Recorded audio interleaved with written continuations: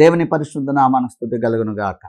దైవ వాక్కు అనే డైలీ కార్యక్రమానికి ప్రేమతో మిమ్మల్ని ఆహ్వానిస్తున్నాను. ఎలా ఉన్నారండి? బాగున్నారా? దేవుని కృప మీకు మీ కుటుంబానికి నిరంతరము తోడై కాపాడును గాక. ఆమె ఈరోజు దేవుని వాక్యం నిమిత్తం నిర్గమాకాండము 15వ అధ్యాయం 20వ వచనాన్ని చదవాలని ఆశపడుతూ ఉన్నాను. మరియు అహరోను సహోదరియు ప్రవక్త్రియు నగు మిరియాము తంబూరను చేత పట్టుకొనెను. స్త్రీలందరూ తంబురలతోనూ నాట్యములతోనూ ఈమె వెంబడి వెళ్ళగా మిరియాము వారితో కలిసి ఇట్లు పల్లవెత్తి పాడెను. యెహోవాను గానము చేయుడి, ఆయన మిగులు అతిశయించి జయించెను. గుర్రమును దాని రౌతును సముద్రములో ఆయన పడద్రోసెను. హల్లెలూయా. ఇక్కడ మనం చూస్తాం, మిరియాము తంబూరు చేత పట్టుకుని వెళ్తా ఉంటే స్త్రీలందరూ తంబురలతో నాట్యములతో ఆమె వెంబడి వెళ్ళారంట. ఈరోజు దేవుణ్ణి ఆరాధించడానికి చాలామంది వెనకాడుతూ ఉంటారండి.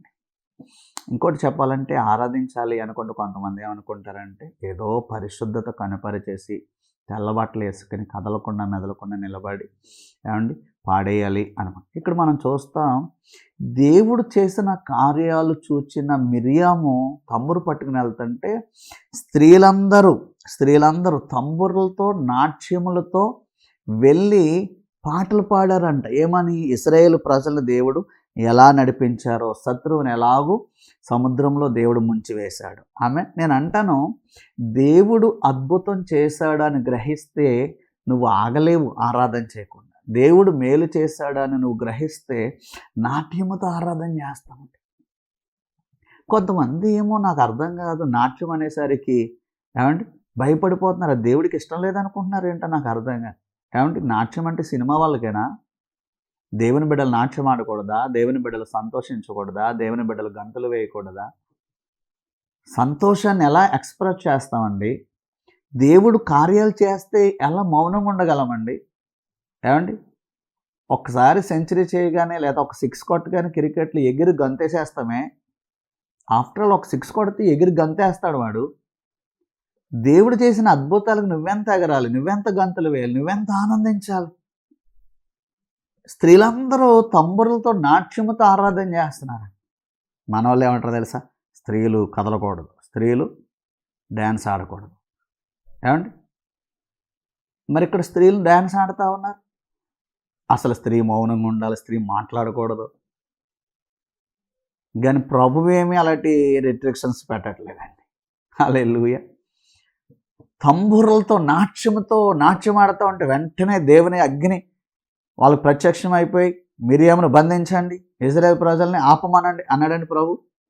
నో, ఆయన నాట్యంతో ఆరాధిస్తూ ఉంటే దేవుడు ఇంకా మహిమ పొందుకుంటారండి. సంతోషంతో ఆరాధిస్తే ఇంకా మహిమ పొందుకుంటాడు. నువ్వు బీసిపోయి ఏమండి కట్రాళ్ళలాగా నెట్రాడుగా నిలిచిపోతే దేవుడు సంతోషపడే దేవుడు కాదు.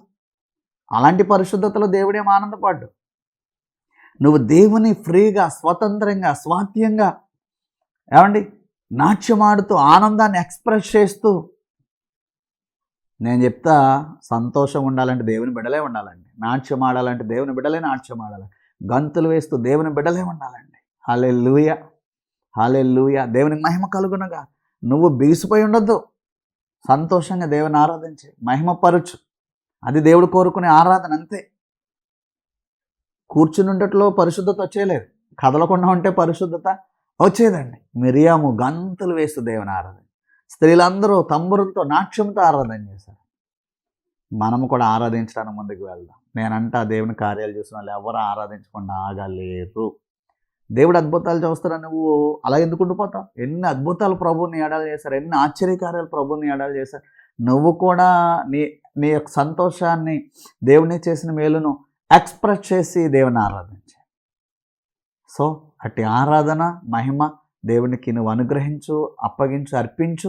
దేవుడు నిన్ను ఇంకా బాగా దీవిస్తాడు. దేవుడు నిన్ను సమృద్ధిగా దీవించి ఆశీర్వదించిన గాక. God bless you.